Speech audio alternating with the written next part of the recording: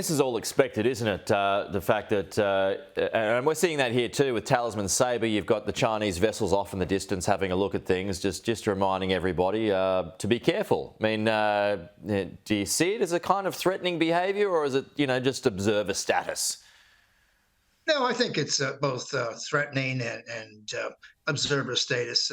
Pete, this Talisman Sabre just kind of blows me away. 82 years ago, the Australians were fighting Rommel and the Nazis at Tobruk, and they were fighting the Japanese in New Guinea. And 82 years later, everybody is on the same side, and it's this extraordinary triumph for diplomacy at the end of the day. And I think it's important. These exercises are important not only in terms of interoperability and cooperation, but they send important signals. Chinese are trying to send us signals to keep our hands off of Taiwan, and we're sending them signals that there's going to be a price to pay. And so, it's a good thing that you have this kind of cooperation before there's a war. After a war starts, it's a little late to team up. But as the Romans like to say to us, Pete, if you want peace, you got to prepare for war. That's the paradox of it all. No, that's very true. Now, Lloyd Austin and Antony Blinken on their way here this week. What comes out of that, do you think, Joe? Well, the fact that they're here is a big deal. You got the Secretary of Defense and the Secretary of State. These are people who sit in the president's cabinet. Are coming to Australia. I think Australia gets an enormous amount of attention these days. I mean, there was a time when I arrived here, you barely saw an ambassador who was a career ambassador. Mostly you had Cadillac dealers that knew Richard Nixon and things like that. This is a big deal. They're really paying homage to Australia, and Australia has got an outsized figure in the United States. I mean, the United States is counting on Australia not only in terms of manpower and what else, but in terms of its position in this neck of the woods. And the United States is going to have an Indo-Pacific position. It needs Australia. It needs these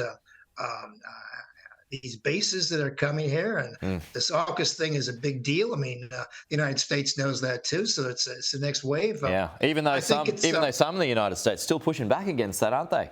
Just to ensure that they've got their own supply. Well, these boatyards can only produce so much. I mean, it's not like people grow up thinking, I'm going to go work at a boatyard. I mean, these boatyards have very limited production. Australia comes along and says, we're going to take this, this, and this. And the United States wants to sell them these things. And this AUKUS thing is going to take about 30 years to mature. But you got to start somewhere. But I think Austin, who's a very impressive Secretary of Defense, and Antony Blinken, I think is a little bit out of his league sometimes when he goes up against the Chinese and the Russians. He's a very cool type of diplomat, and they're showing their respects to Australia. And look, Australia needs all the friends it can get. I thought, years ago, I thought that Australia's strength lies in its position in the corridors of power. Australia plays the role for all it's worth. But Henry Kissinger hasn't made it this far, Joe.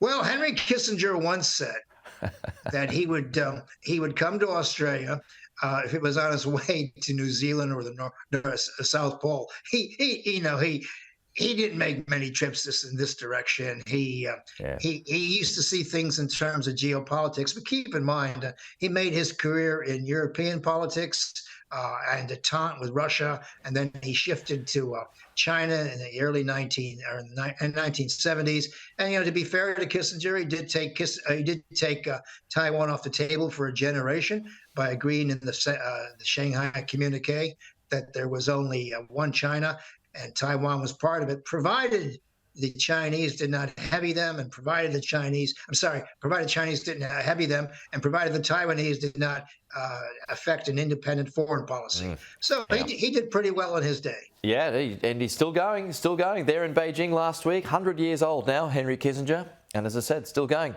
Appreciate that, Joe. Thank you.